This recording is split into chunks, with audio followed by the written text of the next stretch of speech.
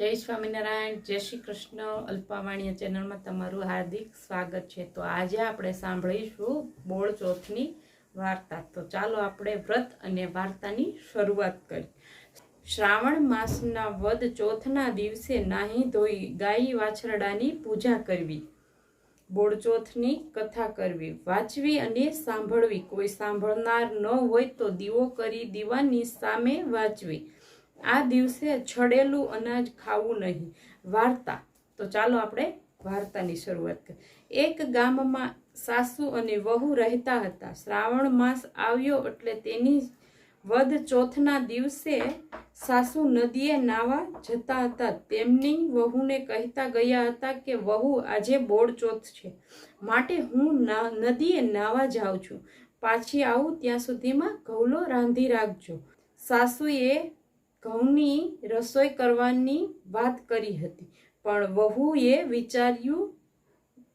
વહુ બિચારીએ કોઈ દિવસ ઘઉલો રાંધ્યો ન હતો, જેથી ઘઉલાનો અર્થ સમજ્યો નહીં, અને વહુ બિચારીએ ઘઉલો વાછરડો ખાંડી અને ચૂલે રાંધવા ચડાવ્યો. સાસુ તો નદીએથી નાહી પાછી ઘરે આવી અને વહુને પૂછ્યું, ઘઉલો રાંધ્યો છે ને? તો વહુ કહે, રાંધ્યો છે ને, પણ ઘઉલો તો ઘણો તોફાની, જેમ તેમ કરીને ખાંડીને ચૂલે સડાવ્યો. સાસુની બીક લાગી. તેમણે વહુને પૂછ્યું, ક્યાં ઘઉલાની વાત કરો છો? કેમ વળી? ઘઉલો તો બીજો કયો હશે? આપણી ગાયનો ટભલો વાછરડો, તે જ ને? વહુએ જ્યાં ચોખવટથી વાત કરીને તો સાસુમાં અફસોસ કરી ઉઠ્યા. અરે વહુ, તમે આ શું કર્યું? મારા બાપ, હવે શું થશે? આજે તો બોળ ચોથ છે અને હમણાં જ ગામના સ્ત્રીઓ ગાય અને વાછરડાની સેવા પૂજા કરવા આવશે, તો જવાબ શું દઈશું? વળી આપણી ગાય સીમમાંથી પાછી આવશે અને તેને વાછરડા નહીં જોવે તો ચોરી મરશે. વહુ, તેમ તો ગજબ કરી નાખ્યું. મારા બાપ રે! રામ રામ રામ! હે મારા નાથ, હવે શું કરવું? વહુ, તમે એમ કરો કે આ હાંડલું ઉકરડામાં જઈ દાટી આવો. સાસુજીના કહેવાથી તો ઘઉલો રાંધ્યો, હાંડલું ઉકરડા જઈને દાટી આવું. સાસુ વહુ તો દરવાજા બંધ કરીને બેસી ગયા. આ બાજુ વાછરડાની માં ગાય સવારથી ગામના પાદર ચરવા ગયેલી પાછી આવી અને એને ખબર પડી કે મારું બાળ ઘઉલો મરણ પામ્યો છે અને તેને ઉકરડામાં દાટવામાં આવ્યો છે. ગાય તો ઠેકડા મારતી અને ભાંભરતી આવી અને પોતાના શિંગડા વડે જ પેલું હાંડલું દાટેલું હતું ત્યાંથી જ માટી અને કચરો ઉખેડી નાખ્યો. તેના શિંગડા વડે જ માટી અને કચરો ઉખેડી નાખ્યો અને તેનું શિંગડું હાંડલાને ફૂટતા જ તેમાંથી જીવતો ઘઉલો વાછરડો બહાર આવ્યો અને પોતાના માતાની જોતા જ તેને ધાવવા લાગ્યો.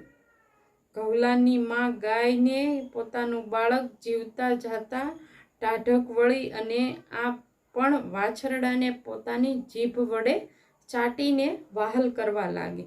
આખા ગામમાં ગાયો તો ઘણી હતી અને ગામડું હતું એટલે ગાયો તો હોય જ ને, પણ ગાય અને વાછરડાનો રંગ એક હોય તેવા જ એક રંગી ગાય અને વાછરડો તો આ જ હતા. બોળ ચોથનું વ્રત કરતી સ્ત્રીઓએ આ જ ગાયને વાછરડાનું પૂજન કરવાનું નક્કી કર્યું છે.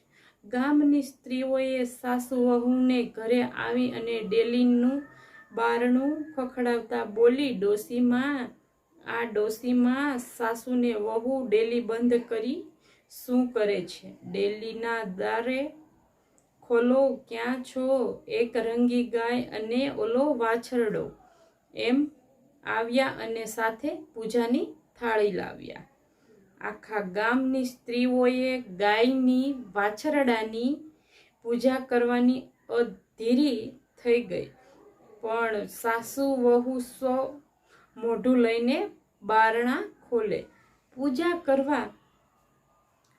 કરવા આવેલી ગામની સ્ત્રીઓ બૂમો પાડીને કંટાળી અને જ્યાં પાછી ફરવા જાય છે ત્યાં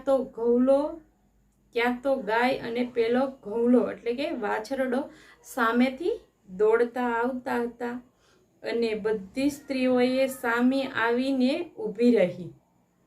વાછરડાના ગળામાં ફૂટેલા હાંડલાનો કાટલો હજી તો એમને એમ ભરાયેલો છે. સ્ત્રીઓને નવાઈ લાગી. ભલે ભગવાન, આ તો કેવી નવાઈની વાત! વાર તહેવારના દિવસે ગાય અને વાછરડાને લોકો ફૂલના હાર પહેરાવે અને આજ ઘઉલાના ફૂટેલા હાંડલાનો કાટલો કોણે પહેરાવ્યો હશે?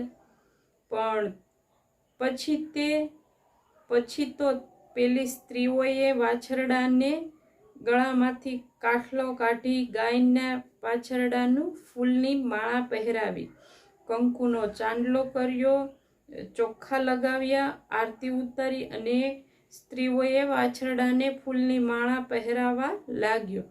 આથી વાછરડાને આનંદમાં આવી ગયો અને ધાવવા લાગ્યો.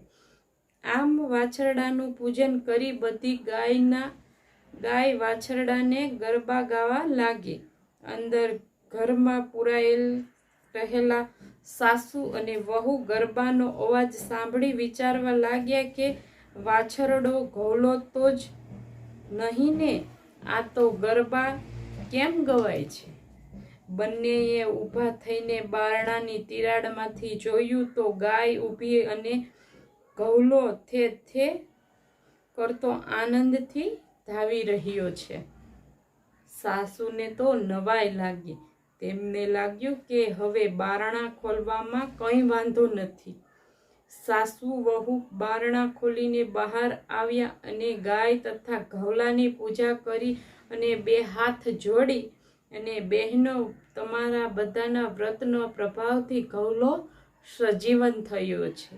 ત્યારે પેલી સ્ત્રીઓમાંથી એક સ્ત્રી બોલી, માજી, શાસ્ત્રમાં લખ્યું છે કે ગાય માતાના શરીરમાં 33 કરોડ દેવતાનો વાસ છે, એટલે ગાય માતાનું વ્રત કરનારની મનોકામના અવશ્ય પરિપૂર્ણ થાય. પછી ગામની સ્ત્રીઓને સૌના ઘેરે ચાલી ગઈ અને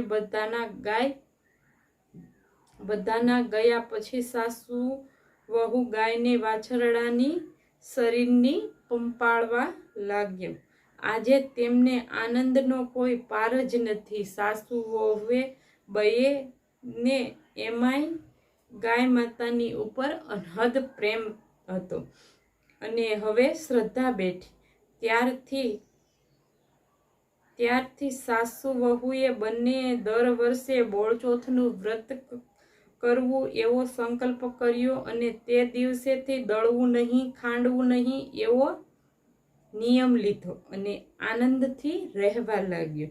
હે ગૌરી ગાય માતા, તમે જેવા ભોળી સાસુ અને વહુને ફળ્યા એવી બોળચોથ કરનાર અને વ્રતની કથા વાંચનાર અથવા સાંભળનાર અથવા લખનાર અને કહેનારને સૌને ફળજો. એ ગાય માતા સૌની રક્ષા કરજો. ફરી મળીશું આપણે એક નવી કથા સાથે. ત્યાં સુધી આવજો. Bye bye. જય સ્વામિનારાયણ. જય શ્રી કૃષ્ણ.